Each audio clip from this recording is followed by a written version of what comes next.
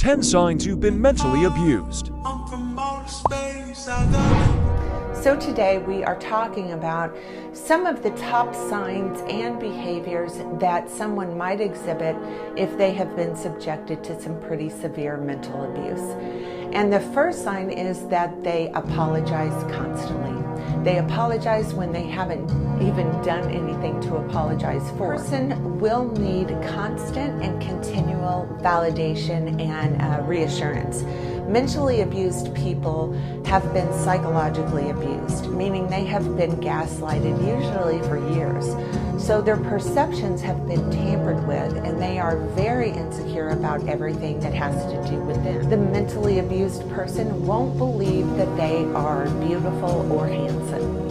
Usually these people have had all aspects of themselves belittled, criticized, and made fun of, and degrading their looks is usually a part of what they have lived. The person will completely break down over minor fights or disagreements.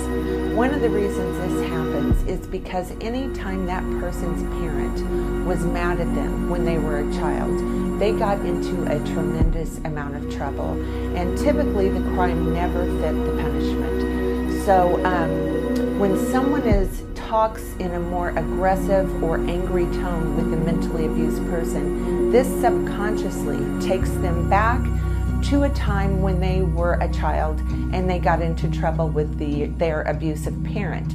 Many times mentally abused people will have a very real fear of any person in an authoritative position. This person will say thank you over and over and over if someone does something nice for them. Again, usually this person will not have much experience with anyone doing something nice for them. And oh boy, this is a big one. This person usually will have a very, very difficult time making decisions. Having to make even the simplest of decisions can be terrifying. The mentally abused person can get angry or frustrated pretty easily.